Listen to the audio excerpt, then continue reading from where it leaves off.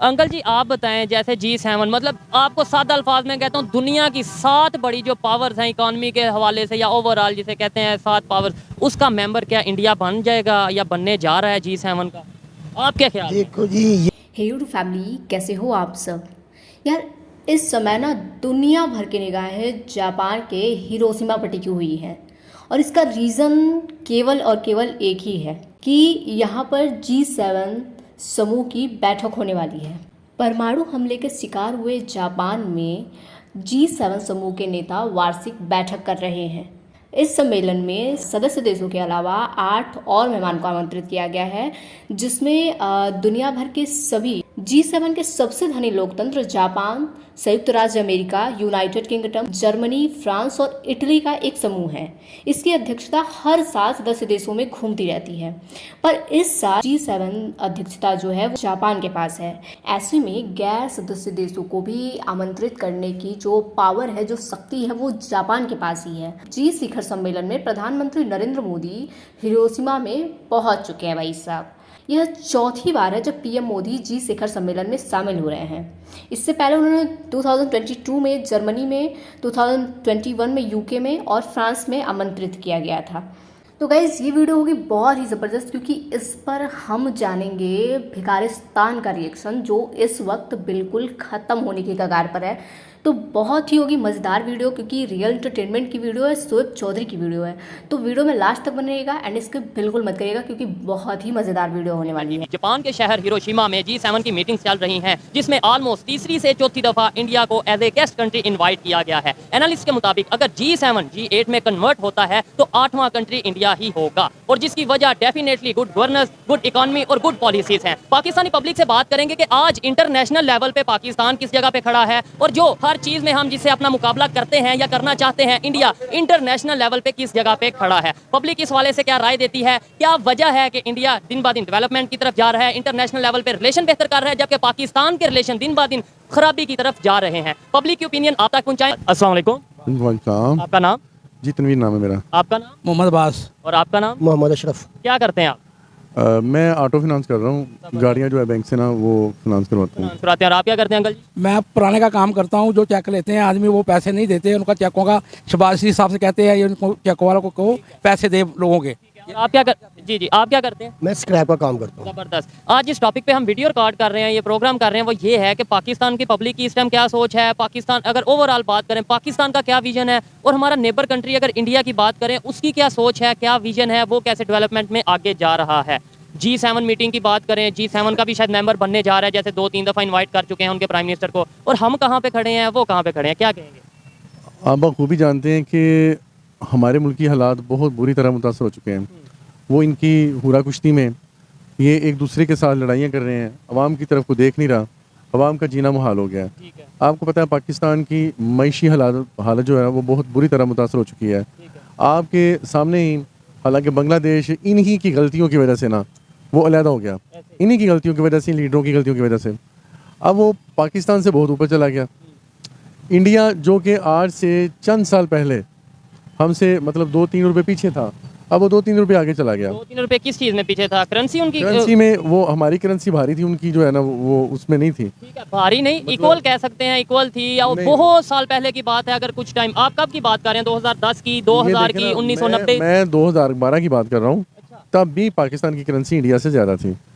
अभी इन हालात में आप देखें कि आपकी करेंसी किस जगह पे चली गई है, चीज़ें कहाँ पे चली गई हैं, वो लोग जो रेंट पे रह रहे हैं उनका क्या हाल है, वो जो लोग बेरोजगार हो गए हैं। इसकी वजह क्या है? मैं यही तो बात कर रहा हूँ कि उनकी सोच में क्या ऐसा फर्क है, हमारी सोच में क्या, उनकी लीडर। इसकी वजह ये है कि हमारे जो लीडरान हैं, जो ईवान में बैठे हुए हैं, वो बजाय कि अवाम की तरफ तवज्जो दें, वो अपनी मतलब के नुमाइंदगी की तरफ, अपनी हुरा कुश्ती की तरफ और अपने आप को बेहतर बनाने की तरफ लगे हुए हैं। अंकल जी आप क्या कहना चाहेंगे इसके ऊपर कि जैसे इन्होंने ही बोला कि कुछ साल पहले तक जो अगर डेवलपमेंट की बात करें, मेरे मुताबिक ये था कि इक्वल थी, और बहुत साल पहले 1970s में इक्वल थी, तो उसके बाद तो इक्वल नहीं थी। अच्छा, तो अब उनकी सोच में हमारी सोच में क्या फ़र्क है? इंटरनेशनल लेवल पे उनकी एक रिस्पेक्ट या उनकी एक वैल्यू, उनकी वर्थ है, हमारी इंटरनेशनल लेवल पे क्या पोजीशन?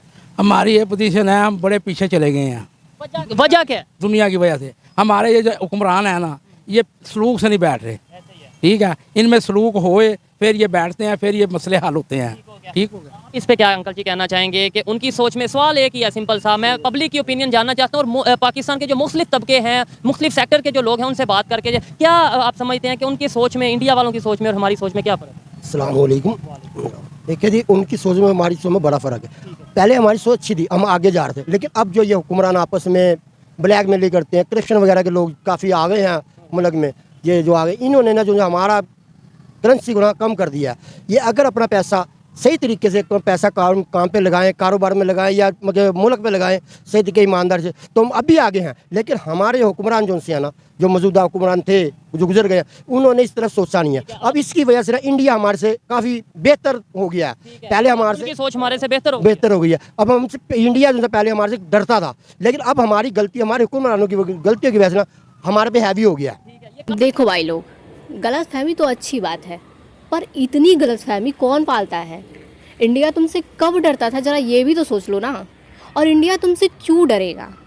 तुमने ऐसा क्या तोप है क्या तुम में कि तुमसे इंडिया डरेगा? तुम्हारे गुर्दे में हमेशा इंडिया को लेके ही दर्द होती रहती है क्या?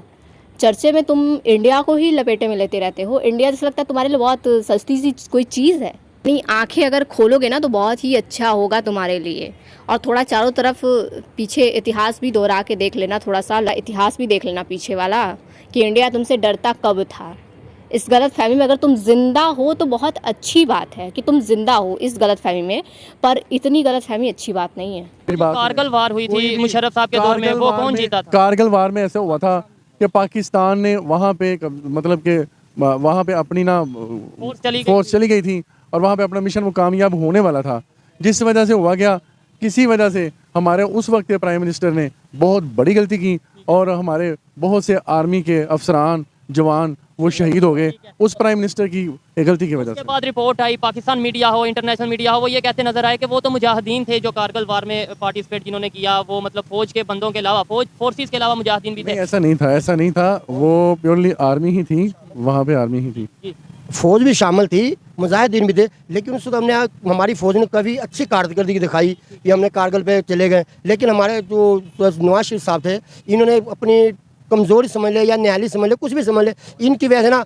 पार्टी भी समझ ले, इनकी वजह से ना इन्होंने दबाव दिया, पीछे आई हमारी फौज काफ़ी हद तक, काफ़ी मतलब कभी शहीद हो गए हमारे। 1970 आपने बोला, उससे पहले डरते 1971 की जंग कौन जीता था? 71 की जंग हम ही जीते थे।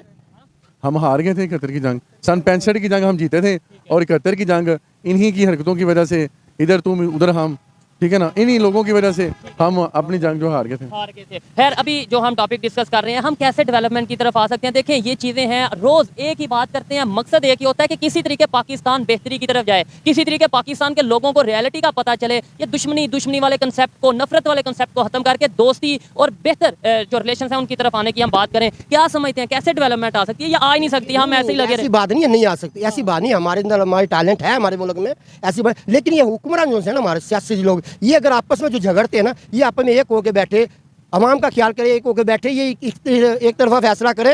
ये जो होती है ना आपस में सियासत दूरी झगड़ी, अपनी मुफाद, ये देखो नवाज शरीफ वाला है, शहबाज शरीफ है, ये अपना मुफाद आगे कर रहे हैं, मुल्क का इनका कोई मुफाद, इसके हमारा पाकिस्तान पीछे जा रहा है, आगे जाने के बजाय पीछे जा रहा है। आपने बोला ये सियासी जमातें जो सी हैं, पार्टीज हैं, पॉलिटिकल पार्टीज एक होकर बैठे। अभी पाकिस्तान की तकरीबन तमाम 13 जमातें जो सी हैं, 13 पार्टी पीडीएम के नाम से जो है वो एक ही होकर बैठी हैं। बेहतरी तो फिर भी नहीं आ रही, उल्टा नुकसान हो रहा है। नहीं, ये देखो नुकसान इस वजह से हो रहा है। ये देखो जो हुकूमत आई है, ये तो अवाम के क्या उसकी से नहीं आई, ये तो डंडे के जोर पे आई है ना, ये जाति की डकैती जिसको क्या करा रहा है, जो करा रहा है अमेरिका, करवा रहा है अमेरिका करवा रहा है। अमेरिका को क्या मतलब होगा अंकल जी? हम ये बात शुरू से ही बचपन से सुनते आए हैं, जमातें रली भी है ना, अमेरिका के बाद में है। नहीं, हम बचपन से सर ये बात सुनते हैं, जो करवा रहा है अमेरिका करवा रहा है, यहूदी करवा रहे हैं, इंडिया।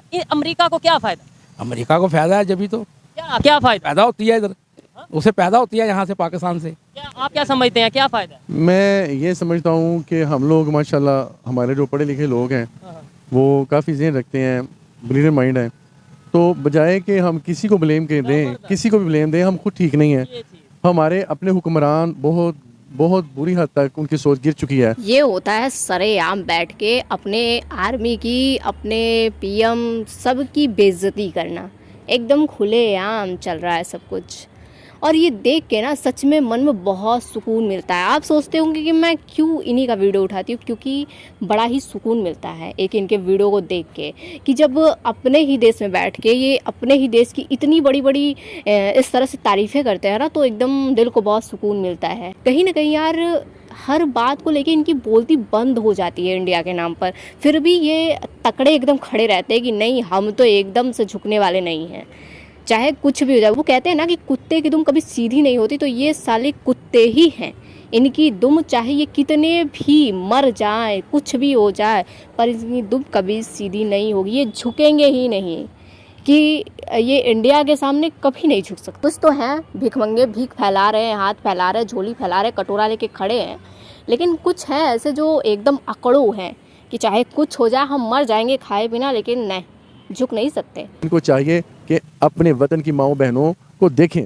लोग हमारा मजाक उड़ाते हैं, इनको पता नहीं चलता। इंटरनेशनल मीडिया हमारा मजाक और ये लोग अपनी हवस के लिए, अपनी लालच के लिए, अपनी खुदगर्जी के लिए, अपनी सीटों के लिए, अपने इक़्तिदार के लिए मुल्क का बेड़ा कर चुके हैं। अब देखें, मतलब ये है, हर इदारे का एक बैलेंस होता है, एक डिसिप्लिन होता है, और मुल्क का एक डिसिप्लिन है, हर इदारे में एक डिसिप्लिन है, हर इदारा अपना अपना काम करे। Civil military balance. अब आप देखें, ये जो सुप्रीम कोर्ट है, सुप्रीम कोर्ट आला अदालत है, जब आप उसका ही हुक्म नहीं मानेंगे, उस पर ही नहीं चलेंगे, कोई भी, मैं सबकी बात कर रहा हूँ, पार्टी है, जब वो हुक्म नहीं मानेगी गलत होगा। ये बताएं, अभी दुनिया की जब आपके किसी फायदे का मतलब वो करते हैं, फैसला होता है, तो फिर आप करते हैं मिठाइयाँ बांटते हैं। जब आपके खिलाफ में फैसला आता है तो आप रोना धोना और उन पे बहुतान लगाने शुरू कर देते हैं। अभी मेरा सवाल ये है कि दुनिया की 7 जो सी बड़ी इकॉनमीज हैं, जिसमें अमेरिका आता है और दूसरे जापान वगैरह दूसरे इस तरीके से कंट्रीज आते हैं, वो G7 के नाम से आपने सुना ही होगा, उनका एक ग्रुप है जिसमें बार बार 2-3 दफा पहले भी इंडिया को इन्वाइट कर चुके हैं G7 की मीटिंग में। अब फिर रिसेंटली उनके इंडिया के प्राइम मिनिस्टर नरेंद्र मोदी साहब को उन्होंने उधर वहाँ पे इन्वाइट किया है। क्या G7 का मेंबर, यानी कि दुनिया की 7 पावरफुल कंट्रीज में जो एक ग्रुप है, उसका मेंबर इंडिया बन जाएगा आने वाले टाइम में? मैं कहता हूँ कोई भी मुल्क, यानी कि इंडिया, देखें, कोई भी मुल्क अगर अच्छी कोशिश करता है, बेहतरी की तरफ जाता है, डेवलपमेंट आती है, तो अच्छे मुल्क उसको खुद ही जो है ना वो इनवाइट करते हैं। अब हमारे जो पाकिस्तानी हुक्मरान हैं, हमारे एमपीज़ हैं, हमारे एमपीज़ को देख लें, वो आते हैं, जब वोटिंग होती है तो घरों में चले जाते हैं, उसके बाद 5 साल पूछते नहीं हैं। फिर इस्लामाबाद रहते हैं, वो फिर पता ही नहीं, वो इस्लामाबाद रहते हैं, out of city, out of country, कहीं ना कहीं चले जाते हैं। मतलब ये कि अवाम में नहीं रहते। देखिए आपने पूरी वीडियो, क्या कहना है आपका इस वीडियो के बारे में? भिखारिस्तान की सोच के बारे में आप क्या कहना चाहेंगे इस वीडियो के बारे में? कमेंट बॉक्स में कमेंट जरूर करिएगा। मिलते हैं नेक्स्ट वीडियो में, तब तक के लिए thank you so much video को फुल वॉच करने के लिए।